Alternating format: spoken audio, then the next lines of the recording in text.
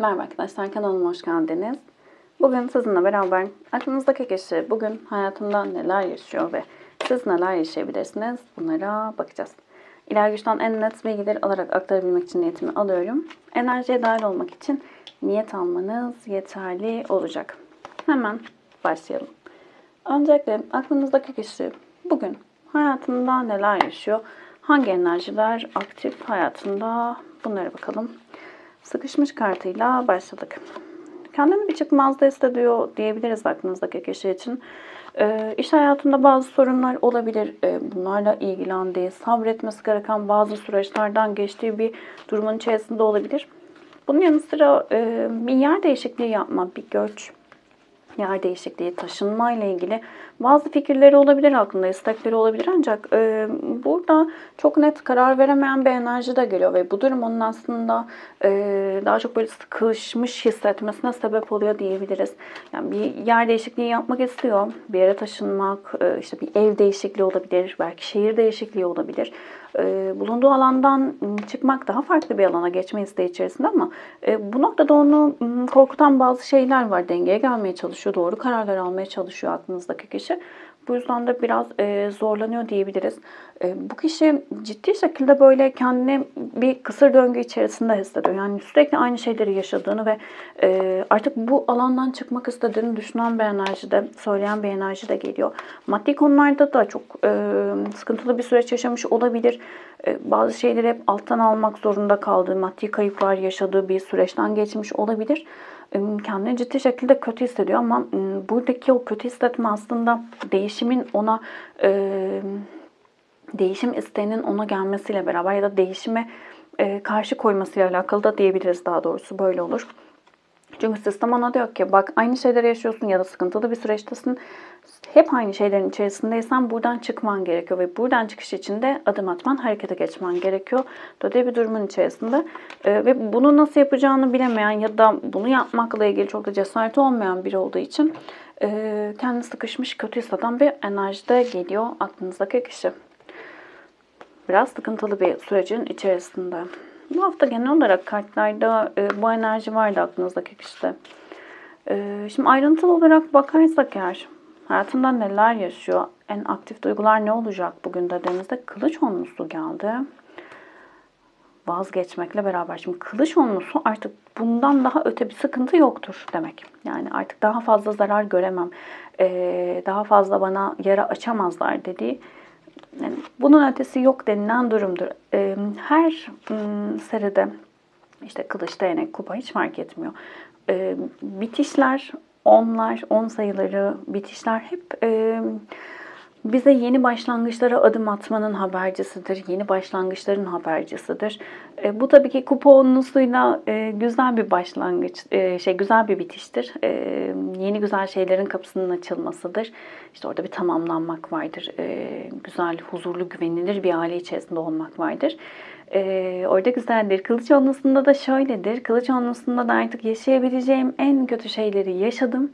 Tamam artık denilen, ama bu noktada da aynı şekilde o bitişten sonraki başlangıç deneyimler, deneyimlerden aldığımız o kazançlarla beraber güzel şeylere adım atmaktır. Yani kötü değildir. Hiçbir şey kötü değildir aslında da. Yani bu noktada artık evet, çok zorlandı, çok bittim dediği bir sürecin içerisinde. Bu kişi çok fazla sabretmiş diyebiliriz. Sıkıca tuttuğu, bırakmak istemediği, yani bu bir ilişki olabilir, iş olabilir. Bazı insanlar örneğin iş hayatında başarılı olmak ya da bir şeyleri yarıda bırakmakla ilgili korkuları vardır. Yani bakar bir işe başlamıştır, olmuyordur, gitmiyordur. Yani orada doğru olmayan bir şey vardır ve bırakması gerekiyordur, bırakamaz. Bırakamadıkça daha çok tutunur. Daha çok tutundukça sistem bırakması adına onu daha da zorlar ve aslında ilk etapta kolaylıkla bırakıp başka bir yöne doğru gitse çok güzel şeyler yaşayabilecekken önce zorlandığı için, bırakmadığı için önce o acıyı yaşayıp daha sonrasında o güzelliklere kavuşur. Burada da öyle bir durum var.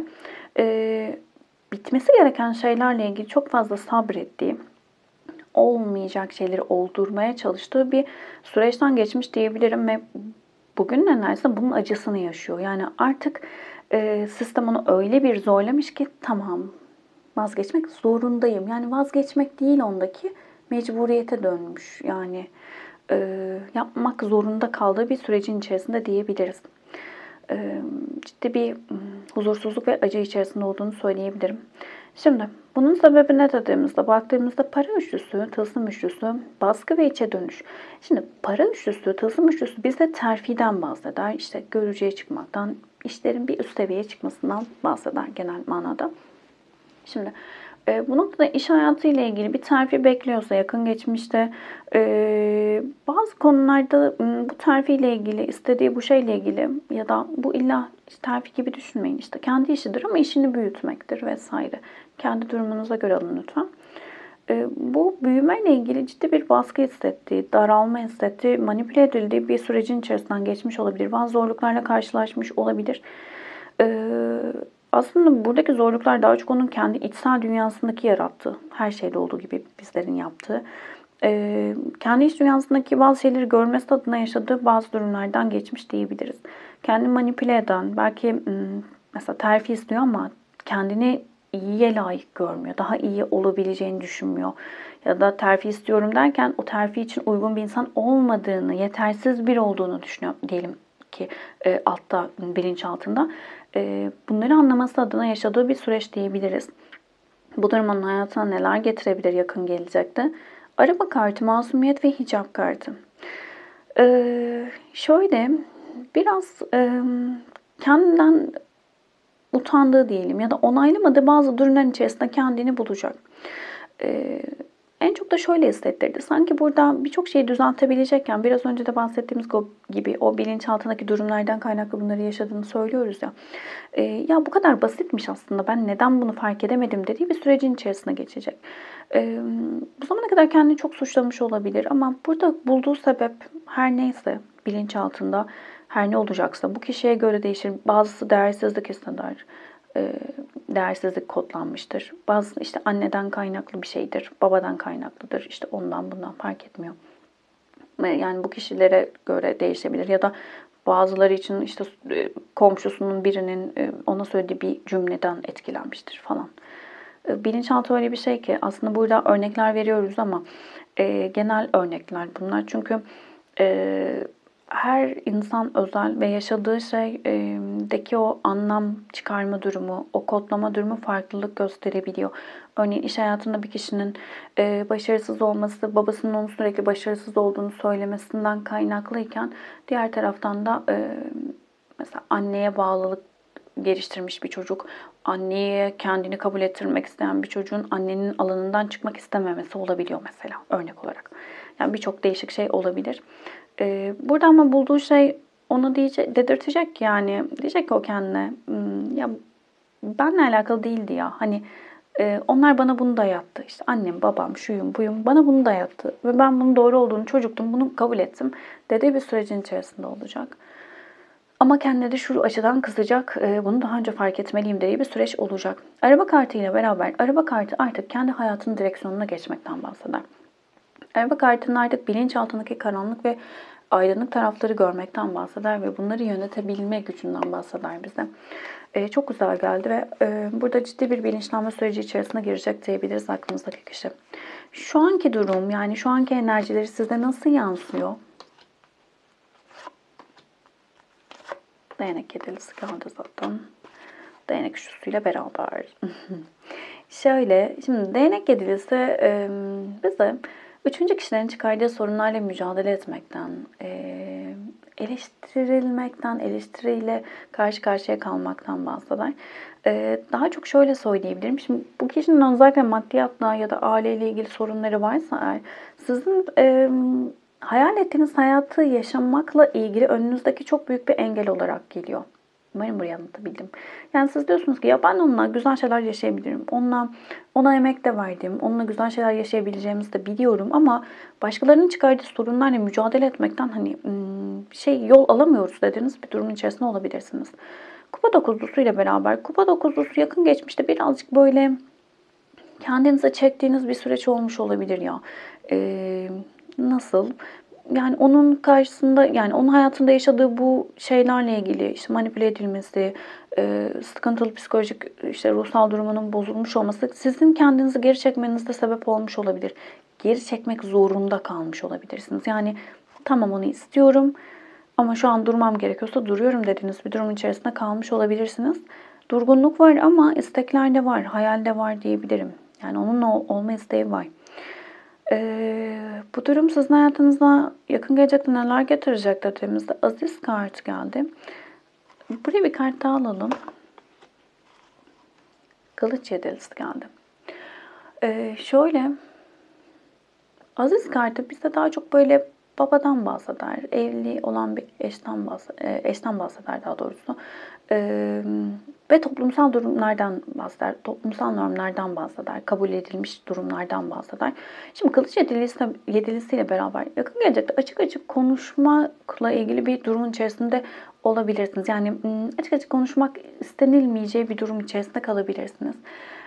Bu daha çok şöyle, nasıl söyleyelim? Ya arkanızdan bazı çevrilmiş bir şeyler olduğunu düşünecek olabilirsiniz. Ya da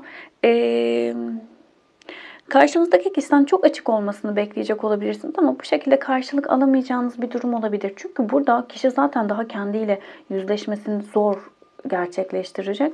Siz de buradaki isteğiniz daha dürüst, daha net bazı şeylerin olması olacak ama bu birazcık zor olacak diyebilirim.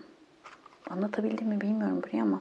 Yani siz daha açık olmasını, daha net olmasını isterken yakın gelecekte evet bazı şeylerin farkına varmaya başlasanız da çok da açık olamayacak daha aklınızdaki kişi. Ama aradaki enerji daha da iyiye doğru geçecek diyebilirim, dönecek diyebilirim. Şimdi aklınızdaki kişinin hayatında bunlar oluyor. Sizin hayatınıza bakalım hemen. Bugün hangi enerjiler aktif olabilir sizinle ilgili? Bağlılık, yelkenli, zindan, aşk acısı. Çok ciddi şekilde bağlılığınız devam ediyor diyebilirim. Zihninizde, kalbinizin neresinde gidip gelen enerjilerdesiniz. Bazılarınız eyleme geçmek istiyor, bazılarınız uzak mesafedeyseniz yan yana gelmek istiyor. Güzel geldi o yüzden gülümsetti kartlar. Şöyle, çok ciddi duygularınız var. Kalpten gerçekten bir şeyler hissediyorsunuz. Bu belki aşk, belki duygusal bazı eksikliklerden kaynaklı olabilir. Fark etmiyor ama size iyi gelen bir enerjisi var. Burada şunu hissettirdi. Şimdi başka şeylere geçiyorum ama. Mesela numerolojide kalp çakrası, 4. çakra harfleri olmayan kişilerde kalp çakrayı açma şeyi vardır. Hemen anlatıyorum. Karmalardan biri kalpten sınanmaktır, sevgiden sınanmaktır. Ve kişi kendine sevgiyi açmayı, kendini sevmeyi, Yaradan'ı sevmeyi, kendini sevmeyi, etrafındaki insanları sevmeyi ister. Ama öyle bir bilinçaltı şeyi vardır ki zanneder ki acı çeke çeke kalbini açabilir. Yani mesela aşkta ne kadar çok acı çekerse o kadar o sınavını geçmiş olacağını düşünür. Ve orada şöyle bir ibare vardır. Genellikle böyle yorumlanır. Rabbim her şeyi sevgiyle yaratmıştır ve kullarının acı çekmesini istemez. Ruh ne zaman bunun farkına varırsa o zaman aslında kalp çakrasını tamamen yani tamamen demeyelim ama o karmik durumu şifalandırmış olabilir. Burada onu hissettirdi. Yani sanki acı çekiyorsunuz, çok yorucu ama bir tarafınız da bundan tatmin oluyor. Çünkü diyor ki diğer taraf, bak işte sınavını veriyorsun. Burayı bu söylemek istediğimi asıl kalpten hisseden arkadaşlarım anladı. Bazılarına çok garip gelmiş olabilir ya da anlatamamışım gibi gelmiş olabilir ama eminim ki onu hisseden arkadaşlarım ne demek istediğimi çok iyi anladı. Şimdi bugün enerjisinde daha çok yakınlaşma isteğiniz var. Mesafeler uzaksa yanına gitme isteğiniz var. Çektiğiniz acıları ortadan kaldırma isteğiniz var. Bir tarafınızda eskiyi bırakıp yeni yöne bakma isteği içerisindesiniz ama bağlılığınız çok kuvvetli. Ve bu da sizin zihniniz ve kalbiniz arasında gidip gelmenize, yorulmanıza sebep oluyor diyebilirim. Kendinizi çaresiz hissediyorsunuz. Kupa kraliçesi, çaresizlik ve aile geldi. Kupa kraliçesi çok sezgisel bir karakterdir, sezgiseldir, hisseder, duyguları çok yoğundur. Ne istediğini de bilir, ne yapmak istediğini de bilir. Kupa kraliçesi ise sevgi dolu bir döneme girmek ister. Kendini dinleyip gerçekten mutlu olmak ister. Bir tarafı böyle isterken diğer taraftan da, bir tarafınız böyle isterken diğer taraftan da ciddi bir çaresizlik içerisindesiniz. Aklınızdaki kişinin bir ailesi olabilir. Sizin bir aileniz olabilir. Yani evli olabilirsiniz manasında söylüyorum. Aile olabilir derken. Aslında olmak istediğiniz ya da daha farklı enerjilerde olmak istiyorsunuz. Adımlar atmak istiyorsunuz ama bir tarafınız sizi bu yüzden durduruyor diyebilirim. Böyle bir durum yoksa, yani evlilik vesaire yoksa sizde ya da karşı tarafta, aile kavramı ile ilgili bazı şeyleriniz olabilir. Toplumsal olarak birbirinize o biçilmiş şeyler vardır ya, o sınırlamalar içerisinde uygun görmüyor olabilirsiniz. Böyle bir kodlamanız olabilir.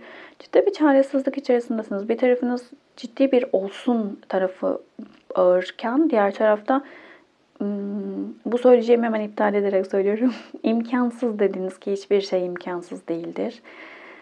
Ki hayalinizi kurduğunuz her şey gerçekleşmiş olasılığı çok çok çok çok yüksektir. Bunu unutmayın. Kabul edilmeyecek bir isteğin hayali kurdurulmazmış. Cümleyi kuramadım ama anladınız. Acı çeken biri var burada ya. Ama bu acıdan da zevk alıyor bir bakıma. Şimdi hemen toparlıyorum, çıkıyorum bu enerjiden.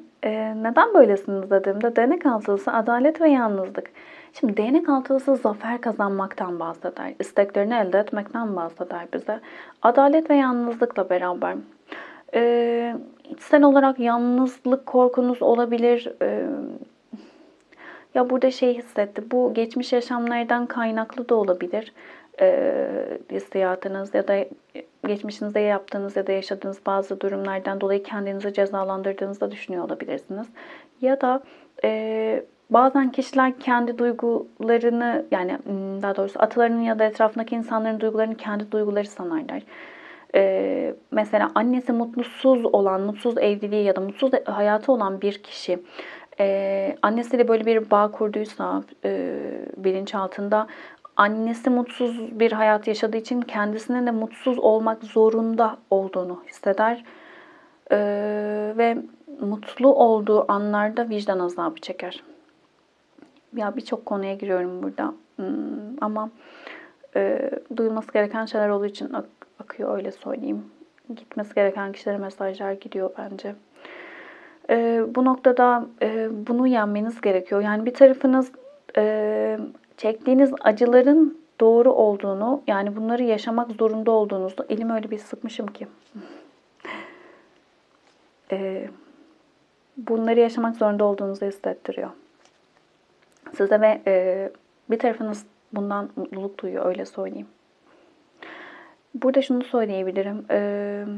Birçok teknik uygulayabilirsiniz ama yani en basitten gitmekten yanayım her zaman. Kendiniz yapıyorsanız özellikle. Çünkü diğer türlü teknik verildiğinde kişiler işte doğru mu yaptım, yanlış mı yaptım'a girdiği anda zaten o enerji gidiyor. O yüzden yaptığınız her ne olursa uygulama, yaptım mı yapmadım mı, yaptım mı yapmadım mı ya hiç girmeyin lütfen. Yaptım deyin, bitirin. Olması gereken olması gerektiği şekilde olur. Burada en basitinden gece yatmadan önce deyin ki kendinize, bu zamana kadar bana ait olmayan, atalarımdan, ailemden, çevremden aldığım tüm kontratları iptal ediyorum. Tüm kabul ettiğim, bana ait olarak aldığım tüm duyguları, bana hizmet etmeyen duyguları, düşünceleri iptal ediyorum. Lütfen bunu deyin. Çünkü bu alanda özellikle şu anki enerjide hissettiğiniz şey başkalarının yükü. Siz başkalarının yükünü alıp canınızı yakıp şifalanacağınızı düşünüyorsunuz. Bunu iptal etmelisiniz. Yakın gelecekte neler olabilir dediğimizde aşıklar, vuslat ve gurur. Kavuşma isteğiniz var, aşk isteği var, aşkı yaşama isteği var daha doğrusu. Özlem var ama bir diğer taraftan da gurur var. Duygularınız çok ağır basacak. Burada hiçbir sıkıntı yok. Gururu, duygularınız yenecek ama burada şunu söylemem gerekiyor. Bu duyguyu, diğer biraz önce aktardığım o duyguları iptal etmezseniz sevgi, aşk sizde yorgunluk verir ve ağırlık verir ve bu ağırlıkla yaşadığınız yani beraberliğinizin içerisinde de ne siz ne de karşınızdaki insan mutlu olabilir. Burayı şifalandırmanız çok önemli. Lütfen buraya dikkat edin. İkinci bir durumda şunu söyleyeceğim. Şimdi bakın Aşıklar kartı ve Vuslat kartını şöyle bir göstereyim. Yansıyabilir, kusura bakmayın şimdiden. Şöyle bakın, burada hep kavuşma var, sarılma var, tensel temas var. Bunu neden söylüyorum? Buna kendinizi layık görmüyor olabilirsiniz. Ne demek bu? Daha çok örneğin hayatınıza aldığınız kişiler başka illerde, işte başka şehirlerde, başka ülkelerde vesaire olabilir. Ya da böyle olmasa bile gerçek ya da yakın ilişki kurmayla ilgili hep engelleri olan kişiler olabilir. İşte beraberliği olabilir, toplumsal olarak uygun görülmeyen bir durumdur. Yani bir sürü engeldir. Ya her şey olabilir bu engeller. O yüzden buraya dikkat etmenizde fayda var diyebilirim.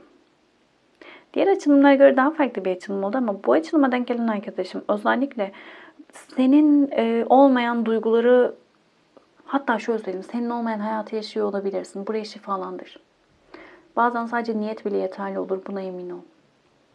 Özellikle bazılarınız diyorsanız ki ya neden hani bu? Bazen hisseder insanlar ki bu benim değil, yani bu duygu benim değil, bu hayat benim değil, böyle olmamalı. Böyle diyen de demeyen de bunu yapsın. Yani niyet ettiğiniz şey çok güzel bir şey olacak. Size ait olmayan bir şeyi iade etmiş olacaksınız ve kendi özünüze kavuşmak için bunu yapacağınız için böyle bir durumun içerisinde olmasanız bile, ki olmayın ama olmasanız bile yaptığınız şey, çalışma ya da niyet o kadar güzel bir niyet ki zararına asla zarar görmeyeceğiniz bir niyet. O yüzden hepinizin yapmasını isterim. Kalpten yaptığınız her şey olur. Acabalara girmeyin lütfen. Kolektif bir açılım. Hepsiyle uyumlanamayabilirsiniz. İçerisinden mesajlar almaya odaklanın lütfen. Arada çok konuşuyorum, kusuruma bakmayın. Teşekkür ederim vakit ayırdığınız için. Başka videolarda görüşmek üzere. Hoşçakalın.